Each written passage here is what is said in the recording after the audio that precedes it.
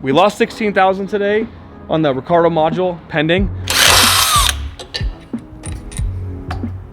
Titanium. So the goal is to try to get to this pump. This pump here, it's basically like a dual version water pump. It's like 17 grand, and I think it's good, but I want to check all the pulleys up there, AC compressor, starter, all that stuff. If you own a Veyron and you have to change your AC compressor, sell the fucking car. Okay, I guarantee you it has to be $1 million in labor to get to this, because do you understand how much we took out to get to the AC compressor? I mean, you have to take the reservoir tanks and the hydraulic system and all this stuff just to get to this area right here. Here's your AC compressor, here's your alternator, here's what they call a twin pump, which is essentially 2 water pumps, and it is no joke. This was really work to get to this. What I'm trying to do is check the idler pulleys. I'm about to place the largest order the Bugatti dealer has ever seen for parts, and I don't want to keep adding to it, right?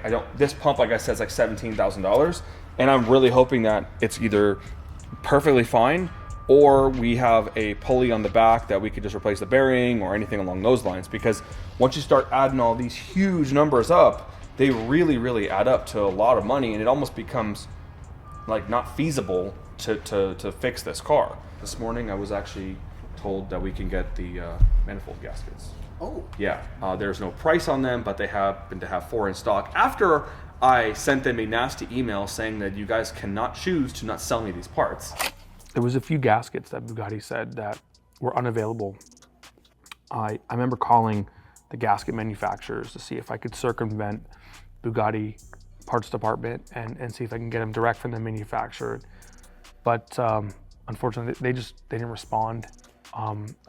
There was a couple things that I needed, were the intake manifold gaskets, the exhaust manifold gaskets, which the exhaust manifold gaskets ended up coming with the turbos, which is really weird that they said they didn't, but they ended up doing, they were.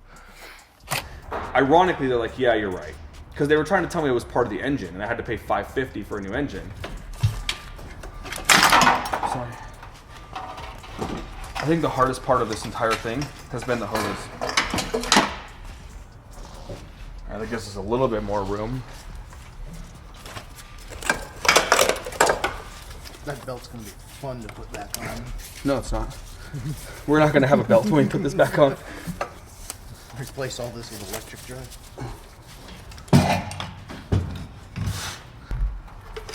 Okay. Oh. This one for sure. Probably not this one. That one looks fine. The alternator or that idler. Oh yeah, you can hear that. We'll probably have to disassemble the motor and swap that out, right? I'm sure. The $17,000 one feels good. I don't like the AC. I like the alternator. The alternator feels good, actually. The bearing. Well, the back side of it, I can tell you, it's messed up. I can hear it. Yeah, we're gonna AC compressor, $1,730. That's probably cheap. Yeah, probably get that. We already have this. There is another pump here that should be there, but it's not. Because this is a hydraulic pump here and a water pump back here. That's why they call it a twin pump. Luckily, that one piece was high enough, because the car didn't fully submerge into water. There was a water line and it just was above it. So we got lucky with the twin pump, but the alternator was destroyed. All of the cabling for the alternator, the wiring harness over there, we had to replace the rest of those accessories. I don't know how the belt's going back on, but I think the disc's gonna have to come off for the belt to go back on. It's my guess. We gotta, it's funny, the only way we're gonna be able to reassemble this car is by having the engine apart. Because after you start taking all this off, look at how hard it was to take it off. It'll be legit impossible to put it back on the same way. So that means the motor's coming out next. And the motor is starting to look a lot smaller. Plus, I want to clean it. Yeah. Every time we take something off, we have to clean underneath it and around it. Yeah. All right. Well, I would say the next step is just to take the motor out. We're getting to the point to where we're almost ready to take the motor out anyways, so we might as well just go for it. You know, reassembling the motor is going to be very simple once it's all out because we can reassemble this entire thing together. You know, we already know all the hoses just go right back on, so we can take this off, put it on a table, reassemble everything, and then shove the motor back into it, just like Bugatti does. Shove it in there. Shove it right in. This pump here, man, that's such good news. Saved 17,000 bucks today already. I think after we took apart the first harness, which was the chassis harness, and realized that every single wire in the Bugatti was white without labels, we knew there was no way to figure out how to fix it. The entire electrical system for the car had to be replaced. All of it. This is a really cool harness. Come over here. This, that right there is the amp. That goes to the back of the engine. This goes to the roof for the antenna. This here are two sides of the front of the engine. So you have the main side. This is basically like under the dash. You know, all that stuff that goes out kind of in the area where the fans are. Radio, under the seats. This right here is the connector to the transmission harness. It's pretty cool. You have a sub connector here for GPS and power, and then the other side of the engine. This is a very sophisticated harness. I was really surprised that in 2008, they really did a good job of wiring and kind of laying everything out. I've taken apart some cars that are just an atrocity with wiring, but the Bugatti, everything surprises me on this car. I don't want to say it's easy, but it's very simplistic, and everything on the car goes to where it's supposed to go, right? Like, it's like, there's no question. You know, you have ABS, you've got the steering controls, you've got the full dash modules, the radio, like, it just, nothing's really like confusing. I don't know, I like this car a lot. I'm starting to really like it. The more you work on it, the more you see and how, like, just impeccable their engineering was. Okay, this box has been coming for 2 weeks in the mail right now. I'm pretty excited about this box here. This is something that I didn't expect to get. It's kind of like one of those crazy situations that you just run across. And well, they were on eBay. I'm not gonna lie. All right, I went and I called. And I got a really good deal on this. So I'm gonna see if I can unbox them and sell them to you. Come on, help.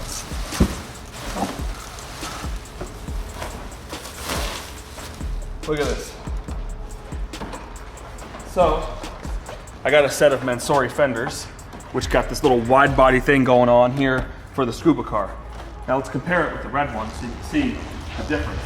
So I always shop on eBay, and every day I put in the search of Bugatti Veyron parts just in case something crazy pops up during this process. I was able to source the brake calipers actually on eBay and a fancy set of Mansory front fenders. Crazy enough.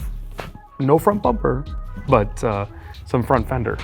So you can kind of see how that's plain and this is really aggressive.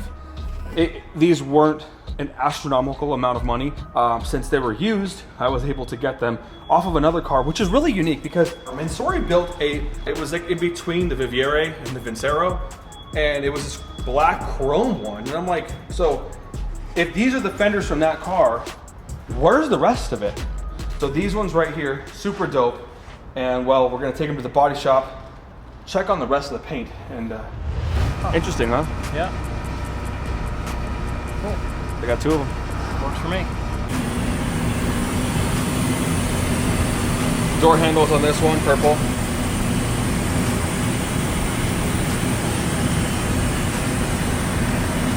Some OEM, really clean looking paint for the intake scoops. They're actually over there, so go check them out. They look so good, actually gloss black.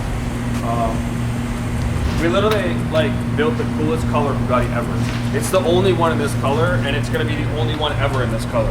Unless James paints his this color. We talked about it. I showed him the pieces, so he really liked it, but we'll see. I don't know, what do you think? You think James is gonna paint his car?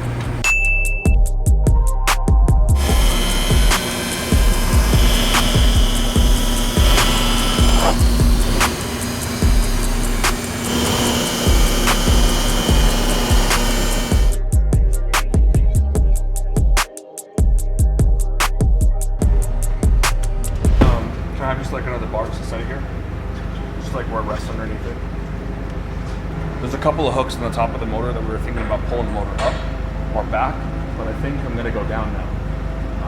I think down is the easiest. The only issue is I gotta strap the tub to the lift, because once you move the weight, I think it's gonna fall forward. But we built this so we can roll. After we do that, we're gonna put the tub on this, and that's that. We hadn't even come 1% into fixing anything, but I felt like a superhero just taking the car apart. Let's go in here. Further forward. A lot further forward. Oh, up there. Yeah. Okay.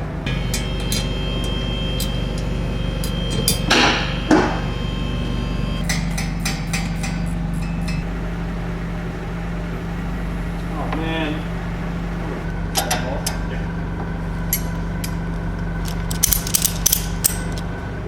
I don't like this. It's sliding down the arms. It's not I'm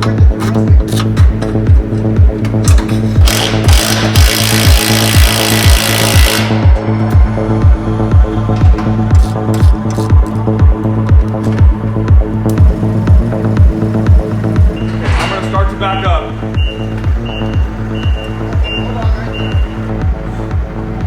It's always one hose. One hose. Hose is clear.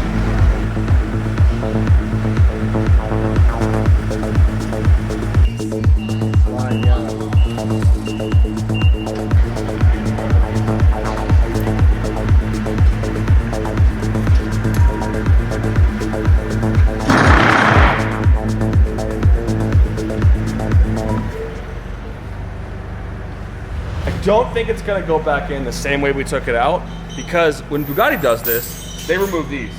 But we had a little bit of a difficult time with that because we had a stuck hose here. So we ended up, and now I bet this hose will just come right out, huh? Still pretty stuck. We're gonna figure that one out next. But once we get all that off, we're gonna probably reassemble this just like Bugatti does and put the whole thing back together like normal. So here I'm gonna disassemble the rear frame and get all this stuff there. We're gonna put the turbos back on it, axles probably not, clean all that stuff up, and just really go through the whole thing. I've got to put the accessories back on prior to this car going back in, because that belt is really complicated. So the next few days are going to be probably the most tedious. The amount of work required to remove an engine from a Veyron is beyond anybody's comprehension. I think it took us at least a month and a half to get to that point. It couldn't have even been longer. It was so intense that it's just a compliment to Bugatti's engineering, how amazing the car is built, to how complicated it is to take apart. It's just such a beautiful masterpiece when you look at it.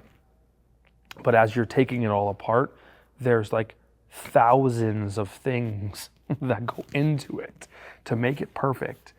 It was extremely challenging. We're looking pretty solid, guys. We're making some really good time too.